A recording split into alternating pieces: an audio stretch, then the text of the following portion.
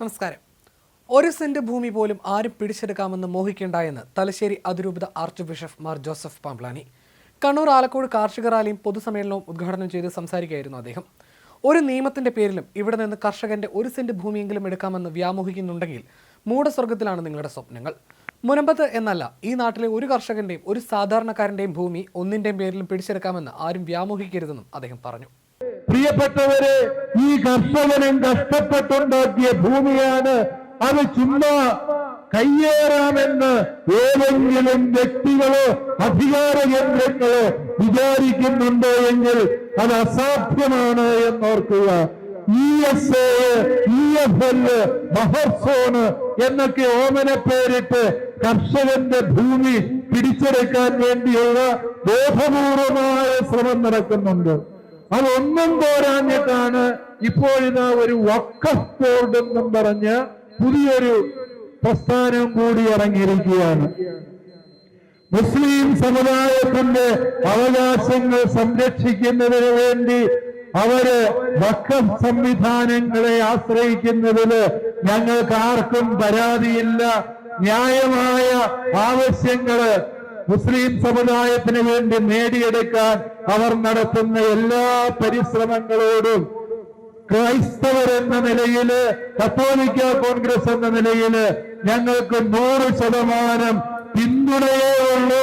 ഞങ്ങൾ സഹകരിക്കുന്നവരാണ്. അതുകൊണ്ടാണ് മുസ്ലിം ലീഗിന്റെ സംസ്ഥാന പ്രസിഡന്റ് ബഹുമാനപ്പെട്ട സാദിഖ് അലി ശിഹാബ് തങ്ങൾ ഉൾപ്പെടെ വഖഫ് വിഷയത്തിൽ ക്രൈസ്തവ ന്യൂനപക്ഷം അനുഭവിക്കുന്ന സങ്കടങ്ങൾക്ക് പരിഹാരം കാണണം, ഒരാളെ പോലും കുടിയിറക്കാൻ പാടില്ല എന്ന് മുനമ്പത്ത് ചെന്ന് പറഞ്ഞു. മുസ്ലിം സമുദായത്തിന്റെ പേര് പറഞ്ഞ് ഇവിടുത്തെ പാവപ്പെട്ട കർഷകരെയും ന്യൂനപക്ഷങ്ങളെയും തമ്മിലടിപ്പിക്കാൻ ആരൊക്കെയോ ബോധപൂർവം ശ്രമം നടത്തുന്നുണ്ട് എന്നുള്ളതിന്റെ സാക്ഷ്യമല്ലേ ഇത്? ഓർക്കുക, സർക്കാർ വിളിച്ച ഉന്നതതല സമിതി യോഗത്തില് അതിന്റെ ചുമതല വഹിക്കുന്ന സർക്കാർ ഉദ്യോഗസ്ഥൻ സർക്കാരിന്റെ ജനപ്രതിനിധികളായ മന്ത്രിമാരെ പോലും മുൾമുറയിൽ നിർത്തിക്കൊണ്ട് പറഞ്ഞു, വിട്ടുകൊടുക്കില്ല, പകരം ഇതിനെന്ത് പരിഹാരമെന്ന് കാണാൻ ജുഡീഷ്യൽ അന്വേഷണം നടത്തുമെന്ന്. ഏതെങ്കിലും ഉദ്യോഗസ്ഥന്റെ പിൻവാക്ക് കേട്ട് വിവരദോഷം കാണിക്കാനുള്ളതാണോ ഇവിടുത്തെ ഭരണ സംവിധാനം എന്ന് ഞാൻ ചോദിച്ചു പോവുകയാണ്. ഉദ്യോഗസ്ഥരെ നിലയ്ക്ക് നിർത്താൻ ഒരു കമ്മീഷനും ആവശ്യമില്ല. അതിനുവേണ്ടി ആരും കൂലങ്കഷമായി പരിശോധന നടത്തേണ്ടതില്ല. മുനമ്പത്ത് എന്നല്ല, ഈ നാട്ടിലെ ഒരു കർഷകന്റെയും ഒരു സാധാരണക്കാരന്റെയും ഭൂമി ഒന്നിന്റെയും പേരിൽ പിടിച്ചെടുക്കാം എന്നാരും വ്യാമോഹിക്കരുത്. ഓർക്കുക, ഈ മലയോരത്ത് തളിപ്പറമ്പിലും മറ്റു പല സ്ഥലങ്ങളിലും അതുപോലെ വയനാട്ടിലും ഒക്കെ ഈ നിയമത്തിന്റെ പേര് പറഞ്ഞ് സമ്മർദ്ദവും ഭീഷണിയും പുറപ്പെടുവിക്കുന്നവരുണ്ട്. പലരും എന്നോട് ചോദിച്ചു, പിതാവെന്തിയെ ഈ കാര്യത്തില് ഇന്ന സ്ഥലത്ത് ഈ പ്രശ്നമുണ്ട്, നമുക്ക് അതിനെതിരെ പ്രതിഷേധിക്കണ്ടേ? ഞാന് ഇതേക്കുറിച്ച് ഒരു ഗവേഷണം നടത്താനും തയ്യാറല്ല. കാരണം എന്താന്ന് ചോദിച്ചാല്, എനിക്ക് ഉറപ്പുണ്ട്, ഈ മലയോര മക്കളില് ഒരാളുടെയെങ്കിലും ജീവൻ ശേഷിക്കുന്നിടത്തോളം കാലം ഒരു നിയമത്തിന്റെ പേരിലും ഇവിടെ നിന്ന് ഒരു കർഷകന്റെ ഒരു സെന്റ് ഭൂമിയെങ്കിലും എടുക്കാമെന്ന് ആരെങ്കിലും വ്യാമോഹിക്കുന്നുണ്ട് എങ്കിൽ അത് മൂഢസ്വർഗത്തിലാണ് നിങ്ങളുടെ സ്വപ്നങ്ങളെന്ന് ഓർത്തുവെച്ചേച്ചാൽ മതി. പോരാ പ്രിയപ്പെട്ടവരെ, വീണ്ടും ഇന്ന് ഞാൻ ഈ വേദിയിൽ ഇരുന്നപ്പോൾ ഒരു കർഷകൻ എന്റെ കൊണ്ടുവന്ന ബാങ്കിന്റെ ജപ്തി നോട്ടീസ് തന്നിരിക്കുകയാണ്. ഈ ജപ്തി നോട്ടീസ് ഇഷ്യൂ ചെയ്തത് കേരള ബാങ്കാണ്. കേരള ബാങ്ക് എന്ന് പറഞ്ഞാല് അത് ആരുടെ ബാങ്കാണ്? കേരള സർക്കാരിന്റെ ബാങ്കാണ്. ഈ ബാങ്കിന്റെ കീഴിലുള്ള സഹകരണ സംഘങ്ങളിൽ നിന്നാണ് 400 കോടി 600 കോടി അടിച്ചു മാറ്റിയത് എന്നും കൂടി നിങ്ങൾ ഓർക്കണം. ഏതാണെന്നും ഞാൻ പേര് പറയാൻ ഉദ്ദേശിക്കുന്നില്ല. പക്ഷേ അങ്ങനെ അടിച്ചു മാറ്റിയ ബാങ്കുകാരൻ ഇതാ പറഞ്ഞിരിക്കുന്നു, അതായത് 5,96,008 രൂപ അടയ്ക്കാനുള്ളതിനാല് താങ്കളുടെ ഉടമസ്ഥതയിലുള്ള സർവേ നമ്പർ പ്രകാരമുള്ള മുഴുവൻ സ്ഥലവും അതിലെ സർവ്വതും ഞങ്ങൾ ഏറ്റെടുത്തിരിക്കുന്നുവെന്ന് ഇങ്ങനെ ഒരു നോട്ടീസ് കണ്ടാല് പ്രിയപ്പെട്ടവര് നിങ്ങളാരും ഭയപ്പെടരുത്. കാരണം അങ്ങനെ നമ്മുടെ സർവ്വതും അങ്ങ് എടുക്കൊണ്ടു പോയാൽ ഇവിടെ നമ്മൾ ആരുടെയും അടിമകളൊന്നുമല്ല. ചെങ്ങമ്പുഴയുടെ വാഴക്കുലയിൽ പറയുന്നത് പോലെ മലയപ്പുലയന്റെ വാഴക്കുല തോന്നുമ്പം വന്ന് വെട്ടിക്കൊണ്ടുപോകാൻ പോരുന്ന ജന്മിമാരും കാര്യസ്ഥന്മാരും ഒന്നുമല്ല ബാങ്ക് ഉദ്യോഗസ്ഥര്. ഞങ്ങളുടെ നികുതിപ്പണം കൊണ്ട് ജനസേവനം ചെയ്യാൻ നിയോഗിച്ചവരാണ് നിങ്ങള്.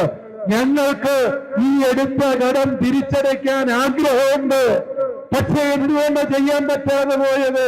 കർഷകൻ ആരെയും വഞ്ചിക്കുന്നവനല്ല, അവൻ കള്ളം പറഞ്ഞ് ശീലമില്ല, നേരിട്ട് തിരിച്ചു കൊടുക്കാതിരിക്കുന്ന സ്വഭാവം കർഷകനില്ല.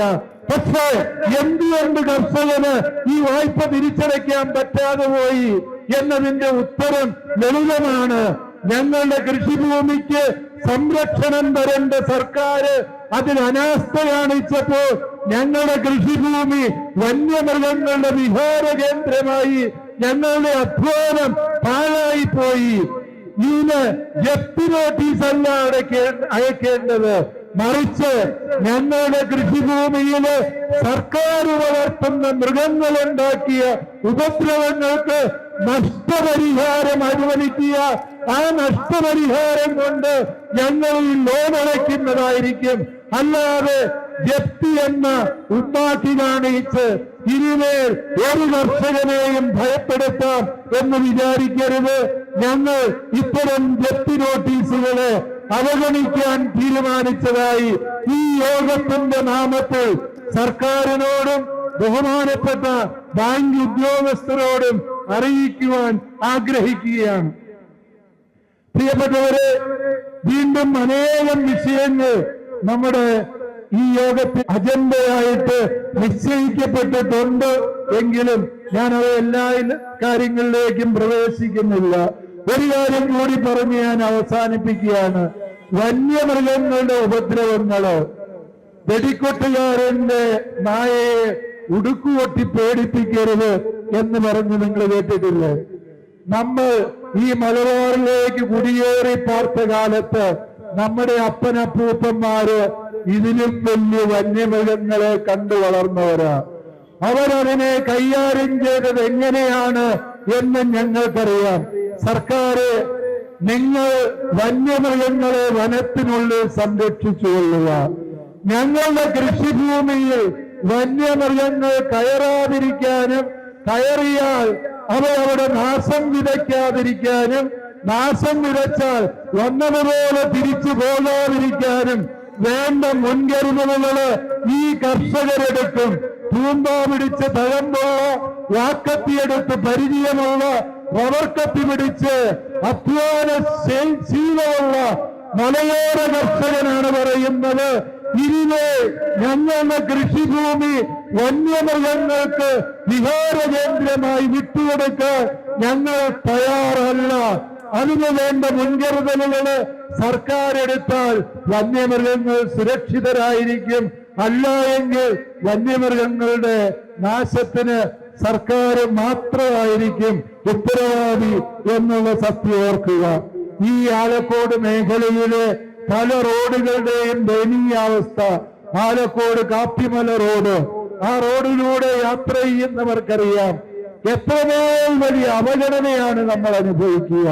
വേണ്ട, നമ്മുടെ ഈ മലയോര ഹൈവേയുടെ ഭാഗമായിട്ടുള്ള ആ കരുവഞ്ചാലിലെ പാലം, അത് പണിയാൻ തുടങ്ങിയിട്ട് എത്ര കൊല്ലമായി എന്ന് ചോദിച്ചാല് അതിന് അനുവാദം കിട്ടിയെന്ന് പറഞ്ഞു തുടങ്ങിയിട്ട് 10-15 കൊല്ലമായി.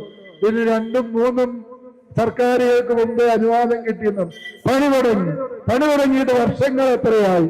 ഇപ്പൊ ഒരു 10 ലോഡ് മണ്ണിട്ട തീരണ്ട പണിയെങ്കിലേ ശേഷിക്കുന്നുള്ളൂ. പക്ഷെ ഇടിയേല. കാരണം എന്താ? ഇതിലെ കടന്നു പോകുന്നത് വെറും സാധാരണക്കാരായ കർഷകരാണ്.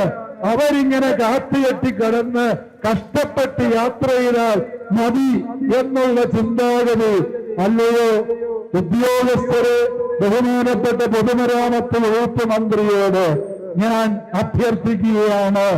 ഈ ജനതയുടെ സഞ്ചാര സ്വാതന്ത്ര്യം ഉറപ്പുവരുത്തുക എന്നത് അല്ലയോ മന്ത്രി താങ്കൾ നടത്തിയ ഭരണഘടനാ പ്രതിജ്ഞയുടെ ഭാഗമാണ്. അത് ഉത്തരവാദിത്വത്തോടെ നിറവേറ്റാൻ നിങ്ങൾ സന്നദ്ധരാകണം എന്നുകൂടി ഓർമ്മിപ്പിച്ചുകൊണ്ട് ഇപ്രകാരം ഒരു വലിയ സമ്മേളനം ഇവിടെ സംഘടിപ്പിക്കുന്നതിന് പിന്നില് വലിയ അധ്വാനമുണ്ട് എന്നെനിക്കറിയാം. ആ അധ്വാനം ത്യാഗപൂർവ്വം ഏറ്റെടുത്ത് നടപ്പിൽ വരുത്തിയ AKCCയുടെ എല്ലാ ഭാരവാഹികളെയും, പ്രത്യേകിച്ച് ഈ മേഖലയുടെ ഭാരവാഹികളെ ഹൃദയപൂർവ്വം അഭിനന്ദിച്ചുകൊണ്ട് നാം ഇപ്രകാരം സമരരംഗത്ത് അനുസ്യൂതം നിലകൊള്ളണം.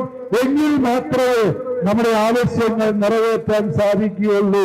ആ നേടിയെടുക്കുന്നത് വരെ വെച്ചകാല് പിന്നോട്ടേക്കില്ല എന്ന പ്രതിജ്ഞ ആവർത്തിച്ചുകൊണ്ട് നമുക്ക് എല്ലാവർക്കും പരസ്പരം അഭിനന്ദനങ്ങൾ നേർന്നുകൊണ്ട് നമ്മുടെ ഈ കൂടിവരവ് ഉദ്ഘാടനം ചെയ്തതായി അറിയിക്കുന്നു.